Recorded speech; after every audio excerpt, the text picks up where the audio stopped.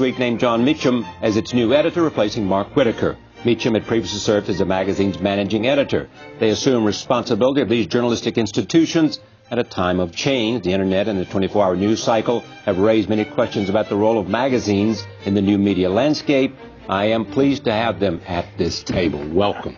The state of the world is at once thrilling and daunting, because the state of the world is perfect for the kinds of things we do.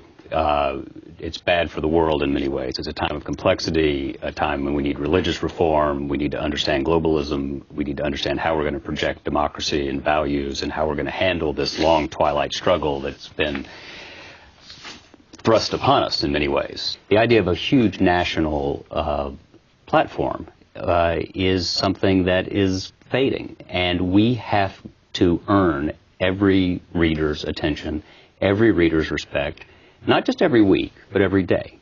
On the web, Newsweek has to mean Newsweek.com and Newsweek, the tactile pages. And we have to be absolutely dedicated to telling people things they don't know but should, whether that is a conceptual scoop, as we say, an idea, like Fareed Zakaria's great cover of Why They Hate Us in the aftermath of September 11th, or whether it's Mike Isikoff on Monica Lewinsky, or any number of classic shoe leather scoops. I think we have to be about reporting. And if people have the expectation that when they click on us or when they open the magazine, they're going to learn something they didn't know but should and need to, and we can meet that expectation, then we'll survive and thrive. But we have to be breaking that news. Otherwise, the idea that we can just count on people to come to us because of who we are, that's the idea that I think has gone away. A central Christian virtue, particularly in the public sphere, it seems to me, has to be humility about anyone having a monopoly on truth. None of us do. And in fact, very early on in the Christian tradition, that idea was embedded in the texts and in the preaching of the church, that the peace of God passeth all understanding. This is about, you subtitle an intimate portrait of epic friendship. It's about that, but what else? It's about what makes a great war leader. And I think people are very hungry right now as we find ourselves once again in a war led by an American president and a British prime minister, to know how are we in safe hands? Were these giants who are now extinct? And one of the things I wanted to do was explain that all great men are men before their monuments. And they're not necessarily good men. They might not necessarily be great husbands or good fathers. But that's not necessarily what you want in a president or a prime minister. And I really wanted to tell the story of this because I don't think there's anything like it. I think it's the most fascinating friendship of modern times. Right. I can't think of anything that's like it. They spent 113 days together during the war. They exchanged nearly 2,000 messages. They spent Thanksgiving together. They spent Christmas together. They spent New Year's together. They fished together at Shangri-La, Camp David, while they were talking about whether or not to share the atomic bomb.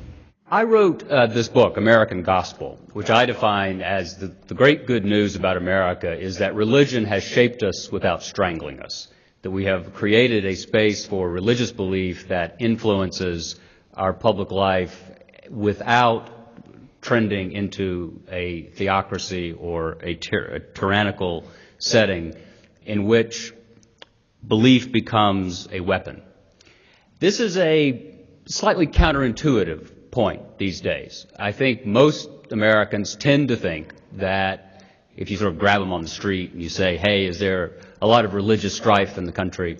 They would say yes, both because of what you see on television and the bestseller lists, which 3 or 4 years ago it was Rush Limbaugh, you're an idiot, was number 1. No, I'm not, you are, was number 2. Hey, what about me? I'm not a fool either, was number 3. And so you could read the thing as a paragraph. We've moved beyond that now. Now we are in a moment where books about atheism are doing very well. They're finding a receptive market. And I think that should tell believers something.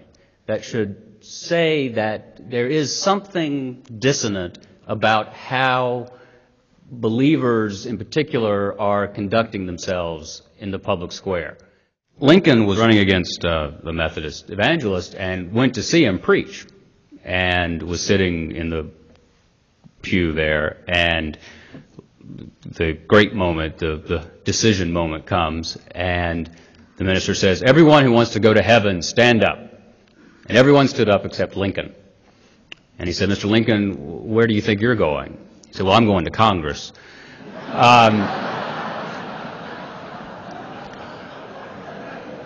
Our task is to figure out how we can go to both. I don't see any other way for the American experiment to work if we don't do that. If we don't not just, as I said, tolerate each other, but respect each other. Because we have seen, we are living with, I have a 4-year-old and a 2-year-old in Manhattan at this hour whose lives are potentially in danger because of the effects of the fatal intersection of political resentment and religious extremism. We spent the 20th century fighting totalitarianism. We have spent the first 7 years of the 21st century fighting religious and political resentments around the world. And that is a fight that whose end is nowhere in sight.